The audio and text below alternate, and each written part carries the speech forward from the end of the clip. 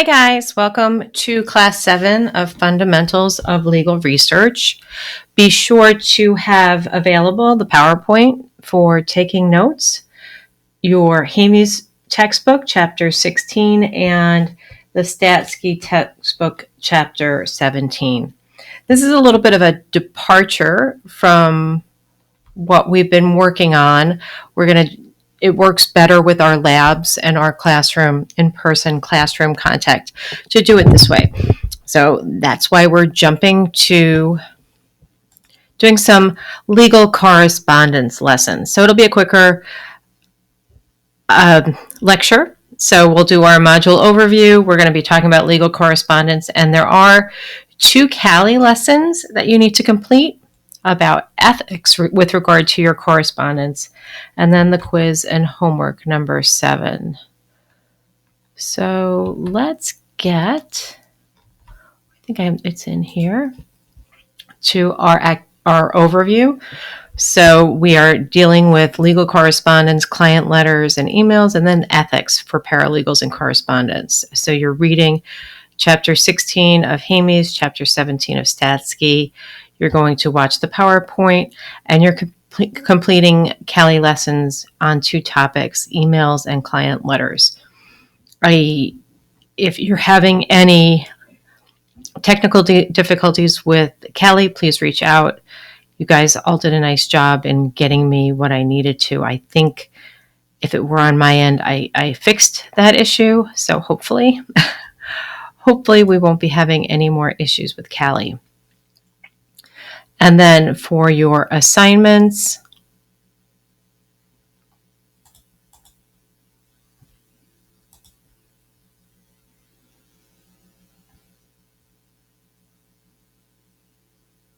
quiz, written assignment, and then submitting your Cali certificates.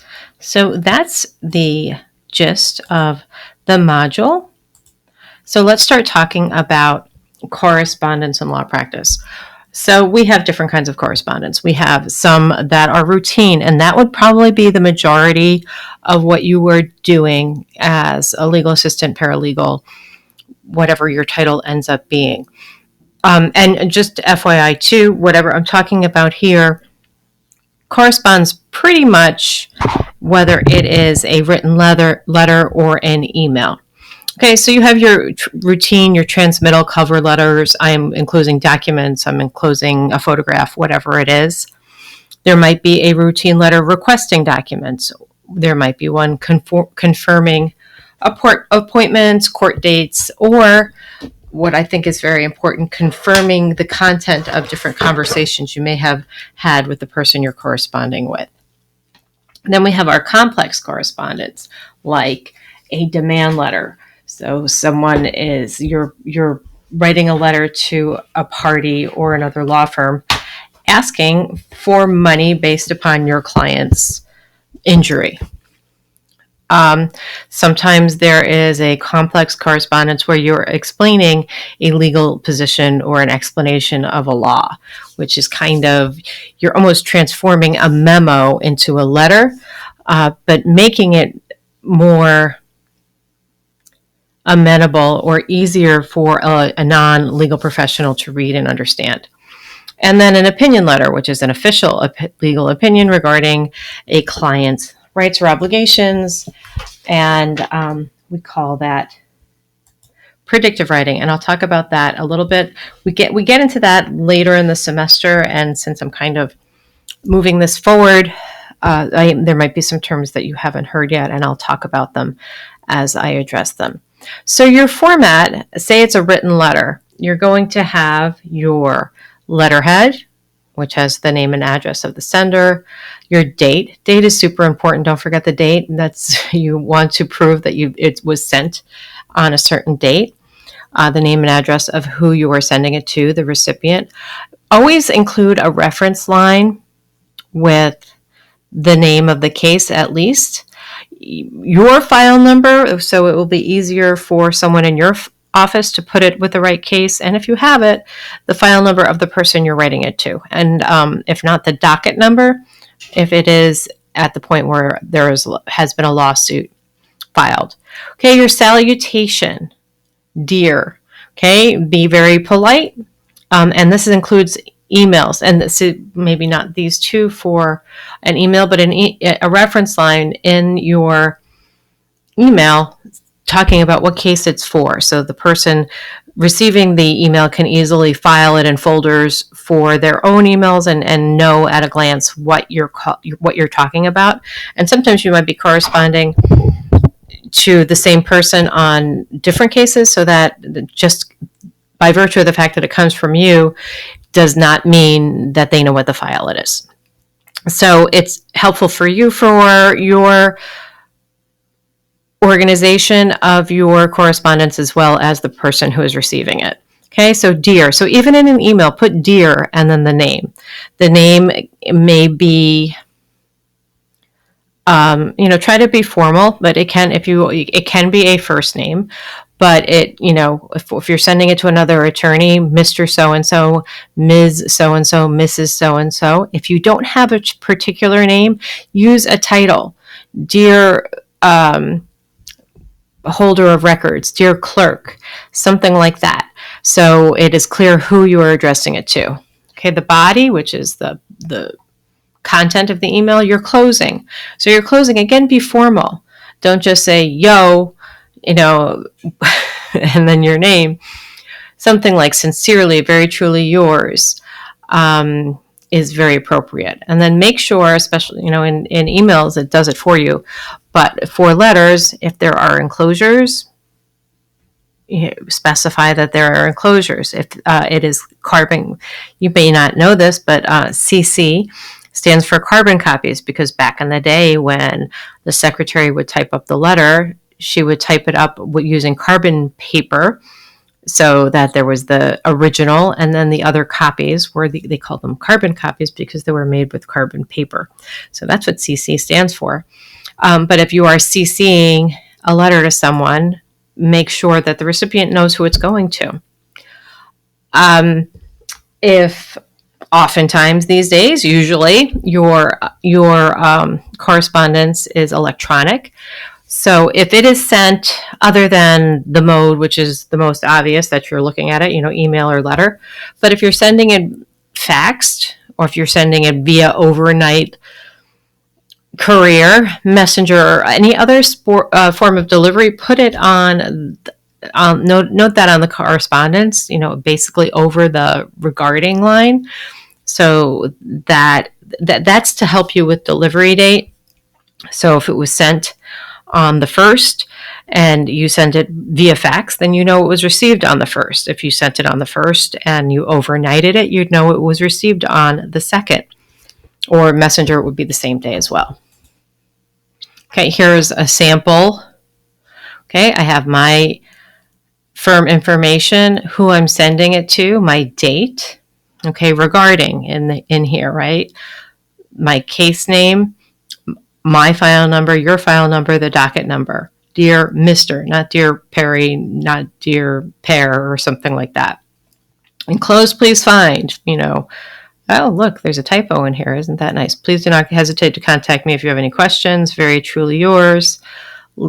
And then, okay, so you have your very nice sign off, and then you have your signature, and then you have your typed out name and your title.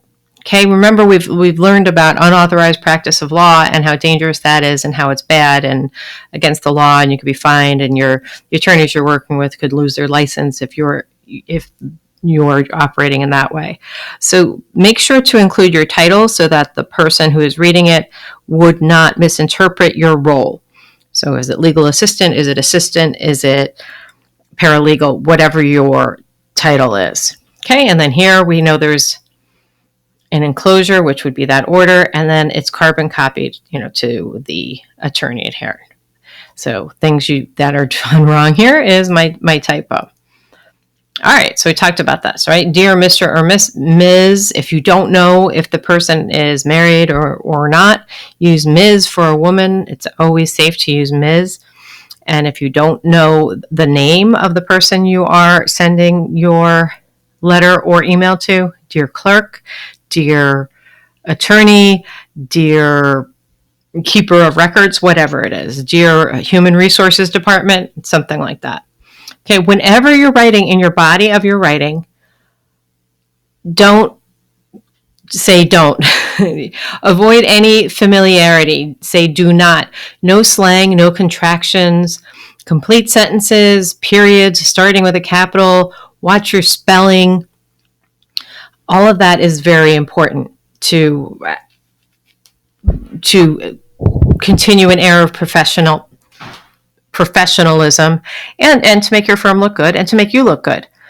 If anything you're writing, if there are any, I always call them next steps. I learned that when I was in sales, to always have the next step as part of your closing. So if you're sending documents, are they for your review? Are they for your signature? Do they need to call someone upon receipt or after looking at them? Is it just for their records?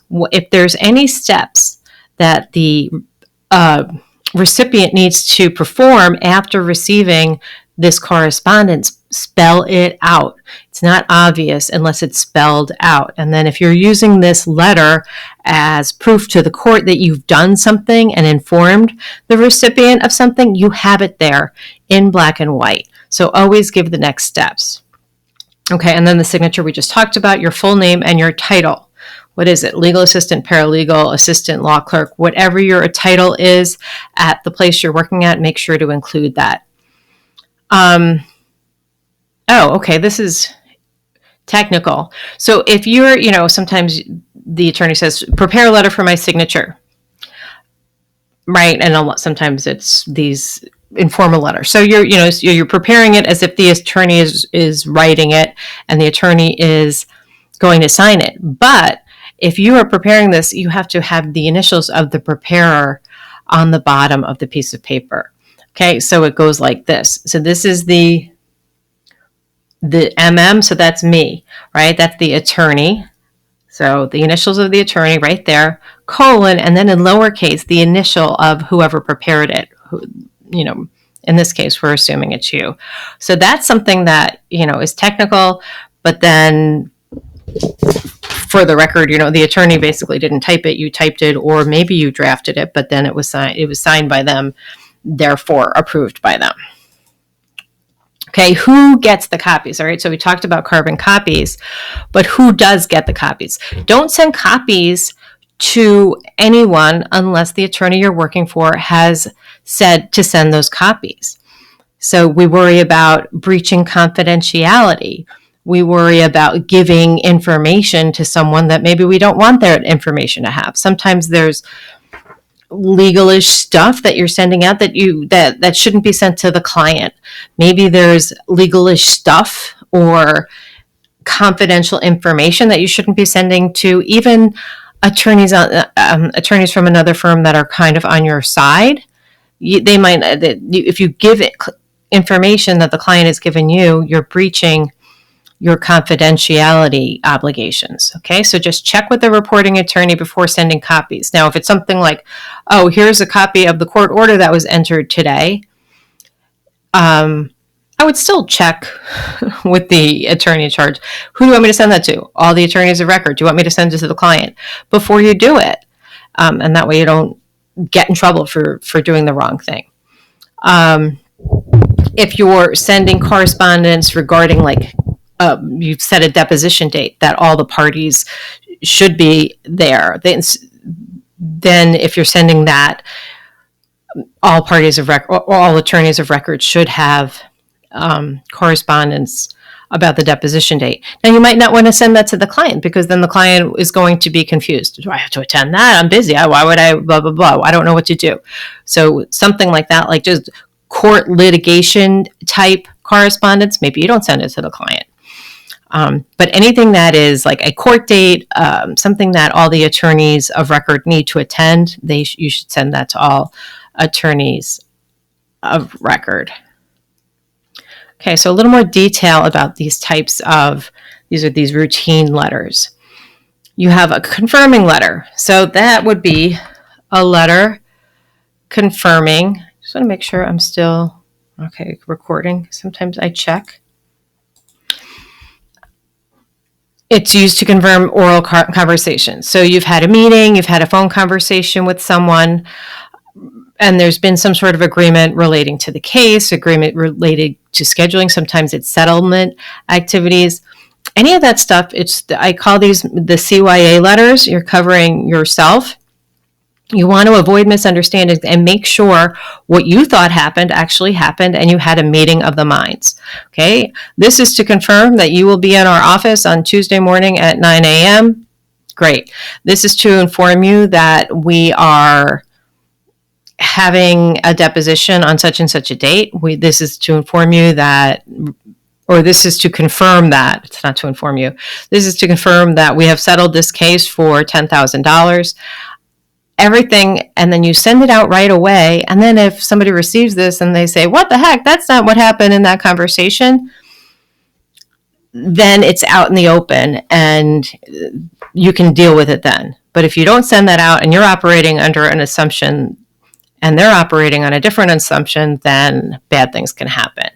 Okay, it's also then once you've had this letter, you can keep a record of what's going on, your activities in this file. And then someone else is looking at this file, maybe giving a status report to the client, say like, oh, you know what, we have a deposition Tuesday, or we've settled this case, or we're waiting on such and such, so that everybody knows up to the minute what is going on in a file. So language that I would use, this letter is to confirm our telephone conversation where we agreed to this extension of discovery. Okay, that's important, because if you don't have this, maybe the court is going to be mad at you for not giving your discovery within a certain time. Settlement, always confirm that amount. And then say, remember I talked about, see, these are next steps here. I will file the appropriate motion with the court. So that's a next step. They don't have to do it, but they know what's going on next. Settlement documents will be prepared and forwarded to your offices. So we are preparing the settlement documents. And then this is confirming a meeting. So just super basic, you do it once and then you'll know the language. Sometimes you're like, how do I say that? There's just some ideas on how to say it. So that was confirming letters. You're confirming a conversation. Appointment letters.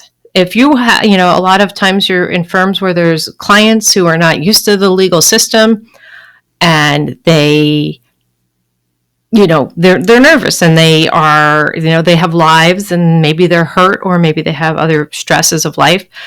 You want to document any appointments in letters to them. So the attorney will be the one communicating with the client, usually. Maybe they'll say, hey, call them and remind them that they have a deposition or something. But you need to tell them about things that they have to do. There's a court date, there's a deposition, there's some other deadline coming up, or this is what is going on. And they should be in writing. Gives the date, the time, the place, and the purpose. See, remember, you don't want to confuse the client. There is a court date on such and such a time. The purpose is this. You do not need to attend. You do need to attend. Whatever is appropriate in the situation. This letter is to notify that you need to appear in court. Okay, next steps, if appropriate. And then have the client confirm receipt of the letter. Please call our office to confirm that you've received this letter. Please contact us if you are unable to attend on that date. I would always make them contact you, whether it's good or whether it's bad, because that way they got it and understood what the content of the letter was. And then if you don't get a response from them, then you can call them and say, hey, did you get my letter? And then they might say, yeah, I got my letter. What's the big deal? I'm coming.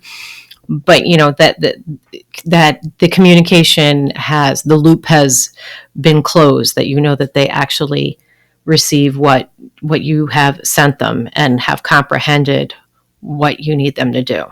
Okay, cover letters. You're sending documents. In your cover letter, please itemize specifically everything that you have sent. And here, next steps. What does the recipient have to do with these documents? Do they have to sign them and return them? Do they just have to review them? Otherwise, they might just toss them in the trash for your records, right? Whatever that means. And if there is an expected response, when do you want it? Please sign and return within the next week, but by such and such a date. because, some people are procrastinators. Oh yeah, I'll do that. Sits on their desk, sits on their bed, sits wherever, and it never gets done because they say, oh, you didn't tell me there was a deadline on it. No, that's why you say, give them the deadline in the cover letter, and always give them a deadline. You can't have open-ended deadlines. Don't say at your leisure. Some people's leisure is different than other people's leisure. So give them some sort of reasonable deadline. If you can give them a reasonable deadline, and if it's a quick deadline, make sure they know that. This is a persnickety thing for me. Depending upon the manner in which you are giving documents, there is different language. So if you're faxing something, the language is transmitted herewith is, because you're transmitting it. For a letter, enclosed, please find. For an email, attached, please find. So that's just the proper language. I mean, actually, T and A should be capitalized there too. Okay, information letter. So this is you. You may be asking the client. You may be asking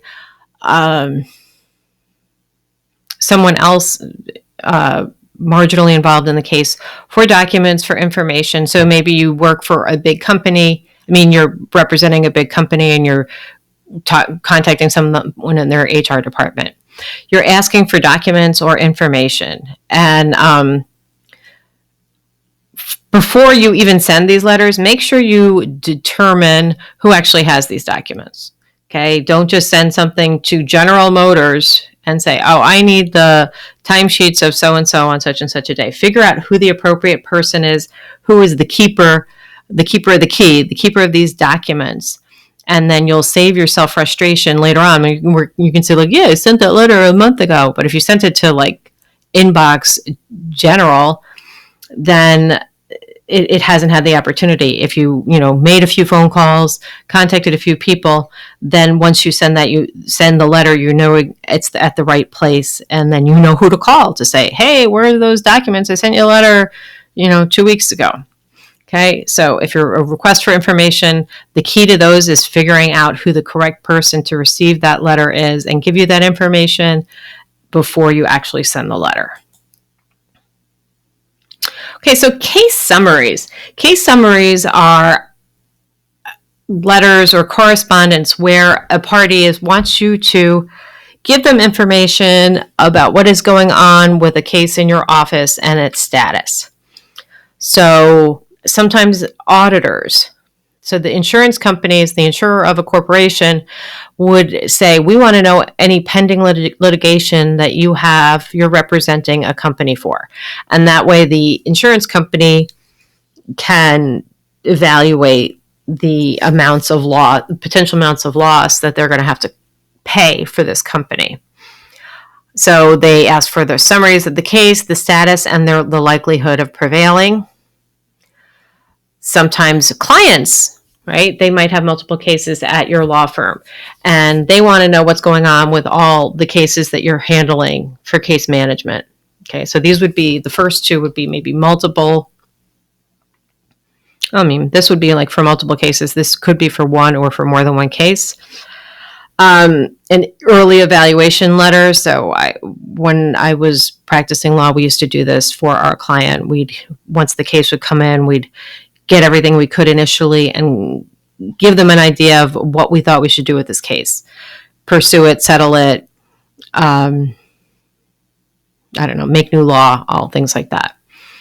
And either the client will provide, or this insurance company will provide, or your law firm will provide kind of the format that they like. Just remember, no long-winded sentences, clear and concise writing, current information, and then the purpose of these letters is just to inform. You are not out there to argue a case before the Supreme Court. You are just there to inform the reader of exactly what is happening. Okay, now opinion letter is you're trying to figure out,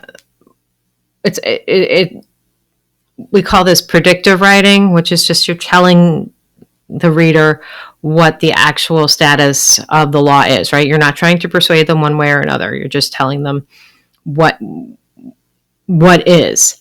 Okay, so you've received, clients come into the office with a problem, and then you say, I'll research it and get back to you. This is the get back to you. You may have written a memo on this to the attorney that you're working for, and it's kind of like a memo where you're just turning this memo into law. Okay, so you'll have like the facts that have been given to you, some sort of legal analysis, and then a conclusion and a recommendation section. And the attorney will have a recommended cause of action. I'm going to pause this for a second and open up my textbook. Okay, so I pulled up my textbook for Hamey to show you, and I'm going to backtrack a little bit here.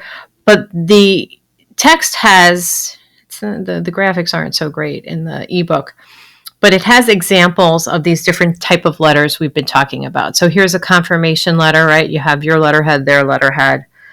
Follow up to our discussion. Here's the proposed lease. Here's the copy. Confirm that the lease conforms to our discussions. Call me as soon as possible. I would say call me within a week, but that's what they're saying, as soon as possible. So that's the confirmation letter. Which one is this one? 16. An appointment letter, as we discussed, meet at our location at a certain date. Okay, and then case summaries, right? We have, the idea, where we're kind of giving people the sources of information. So you say the date of what happened, of what the event, where you're getting that in comments. So organize it really in whatever format the firm that you're working for likes. Okay, so here's the opinion letter. See, it's kind of a little more a dispute you have within your neighbors. Here's the facts you've given me. And then maybe a summary of the law. This one, they actually cite the statute. You might just say case law in our jurisdiction provides blah, blah, blah. And then, so here's your elements. Fence must exceed 10 feet. Height is unnecessary and is maliciously erected. And then here, this is important. The facts related to me doesn't mean those are the facts. It's just what you've told me, that it's 10 feet. So it doesn't exceed 10 feet. You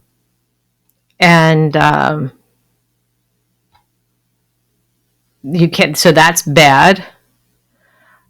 And there is malicious motive.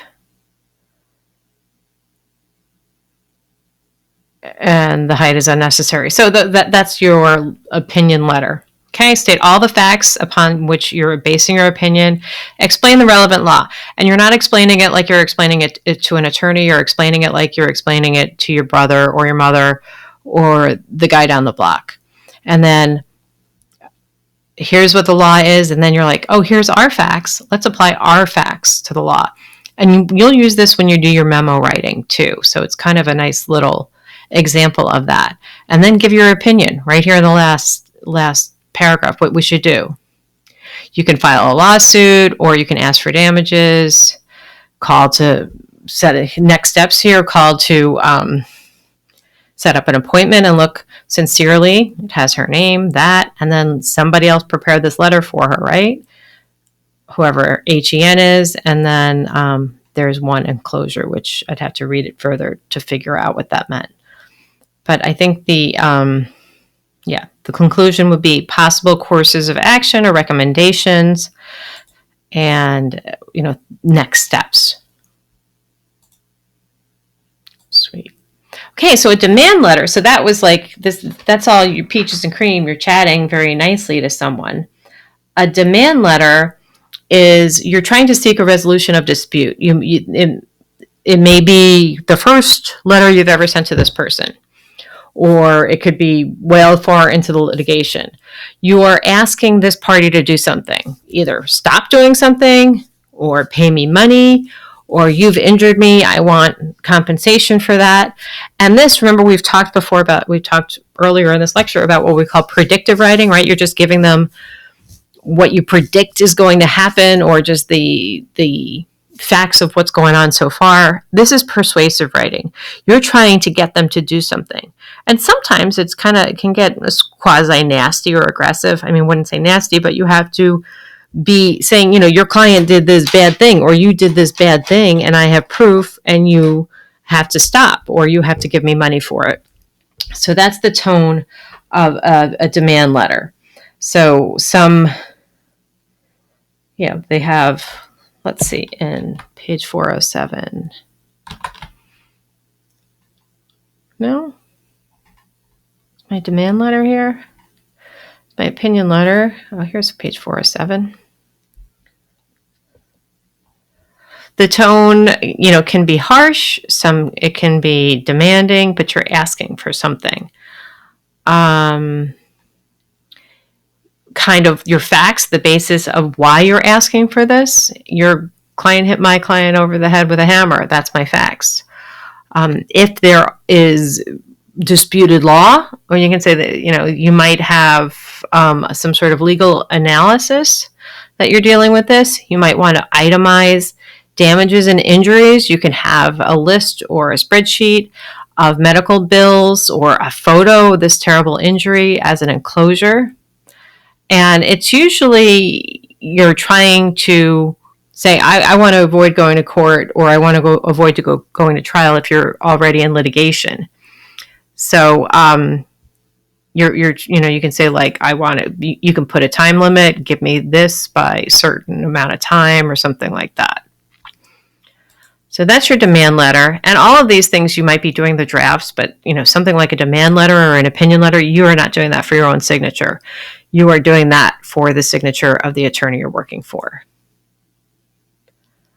Okay, so that's your checklist for an opinion letter. Oh, I think my slideshow was out of order there. Okay, and then there's my demand letter. Okay, so for any fax and email, make sure you have a confidentiality. Oh, here's an example of a demand letter. Look at this. So factual, they actually have headings in this one: factual basis, legal basis, injuries and damages, and then a settlement offer. And look, it even says how long it should be open for, 30 days. And who's been copied on that, which is probably the client. Do I have this? Okay, make sure you have a confidentiality statement for fax and emails. A lot of people have it in their email signatures that this is confidential information, shouldn't be forwarded to anyone else. Be sure to include that. Maybe ask at your firm what a standard one they use at your firm is. Make sure you're professional, even in these demand letters, which can be nasty. Spelling and grammar always counts, always counts. And remember when we talked about this back in Blue Book, if you do something grammatically wrong, or your spelling is wrong, people think that they don't have to treat it as seriously. It doesn't sound as professional or look as professional, so they think that you don't know what you're doing, and then they don't have to treat your correspondence seriously. Don't forget the attachments. I mean, we're all guilty of this. So take a step before you hit send. Look at your emails. Read it all. Read every word. Spell check isn't enough. The your and your and the there and the there. And then if it says attachments, if you're attaching something, send the attachments. You know what I have started to do is I do the attachment first. Attach it, and then I write my email so that I don't forget the attachment, the attachments to my email. And if it's super important, you can send an email, but also send a written letter. And proofreading is super important. Let me go back here. Okay. Yeah, so on your fax, cover letter, and email, remember, you may make sure that the person reading it knows it's intended for only the person to whom it is addressed. And if you've so this is something that they would have in a fax. If you've received this facsimile in error, please notify us and destroy the document. You might want that for email as well.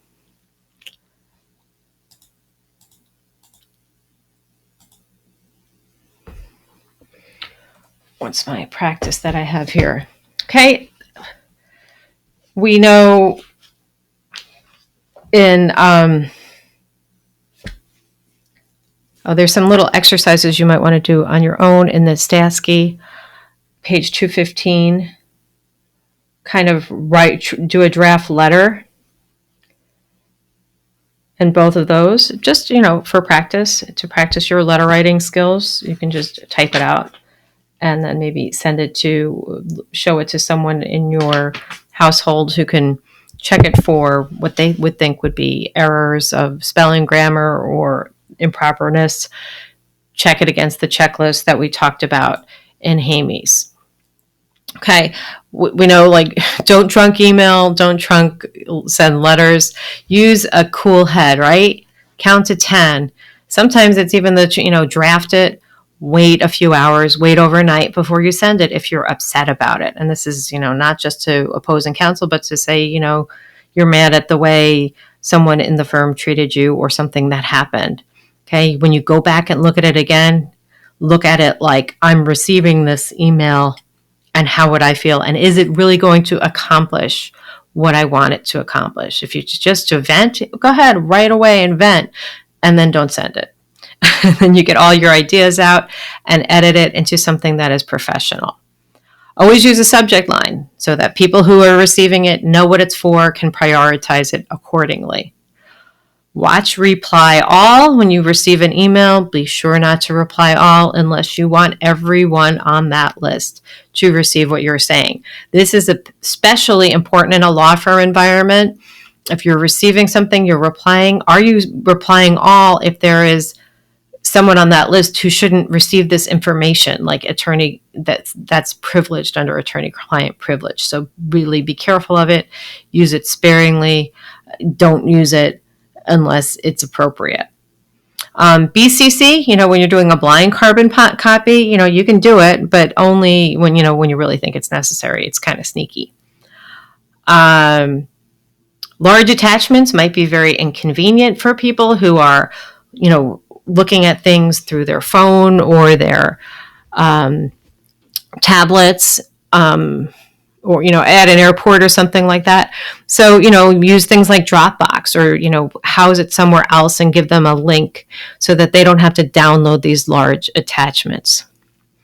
Always be concise, unlike the way I'm talking now. Review, proofread every letter. Before you send it, look at all those attachments. Make sure you're giving them everything, and everything that's listed in the document is there, and you're not missing something, and you're not giving them things you shouldn't give. If sometimes you actually have to talk to people. This is my husband complains about the younger attorneys in his office who are very, very reluctant to get on the phone and call a client or call someone for information. Oh, I sent an email. Oh, I texted.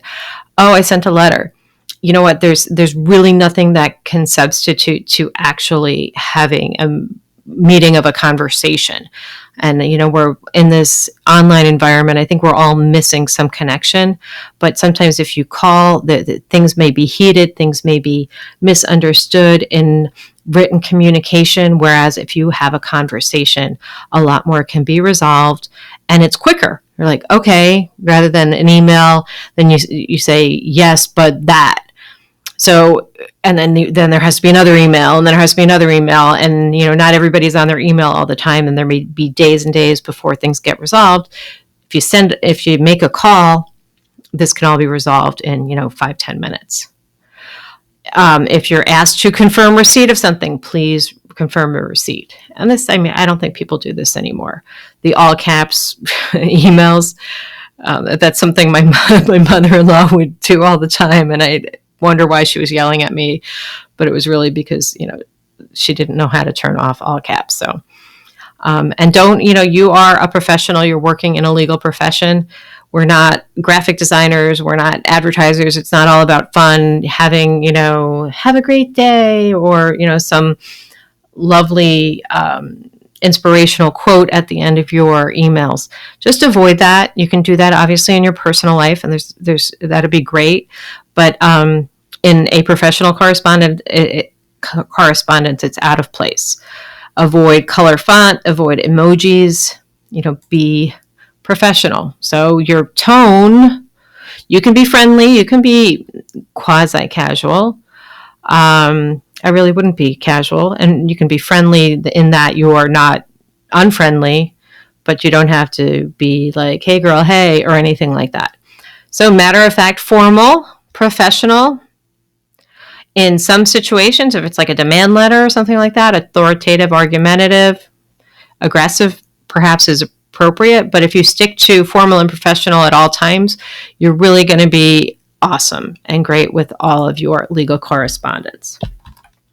Okay, so that's kind of the peanut butter and jelly of